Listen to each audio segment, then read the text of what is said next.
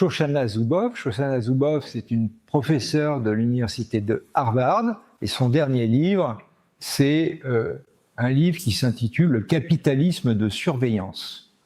Et elle raconte dans ce livre sur le capitalisme de surveillance l'histoire de Google et comment Google et les autres accumulent des richesses. Et comment ils font? Eh bien, elle montre que c'est à partir de l'accumulation des données sur nos comportements, des données numériques sur nos comportements, et qu'ils le font d'une certaine façon en s'abstenant d'obtenir ce qu'on appellerait en droit notre libre consentement,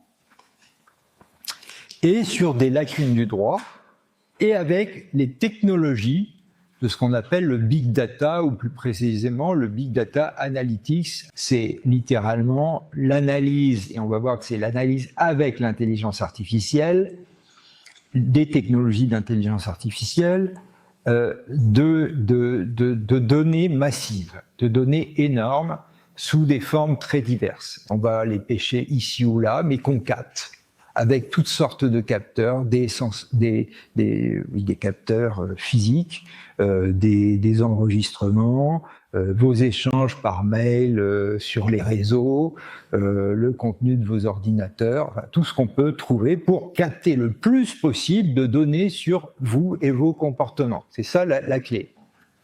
Et du coup, d'en tirer des offres qu'on va pouvoir vous proposer, même si vous ne l'avez pas demandé, pour vous vendre des choses, ou même sans vendre des choses, on va, ce qui est beaucoup plus indirect et insidieux, ces géants du numérique vont vendre ces données à d'autres, qui eux ont un intérêt très particulier pour vous vendre des choses. Donc à la limite, eux, ils ne se mouillent pas trop, ils vous piquent vos données, ils les revendent aux autres, ou ils font de la publicité avec ça, et ils gagnent énormément d'argent. Ces pratiques de big data, elles sont avant tout politiques. Songez au crédit social, par exemple, en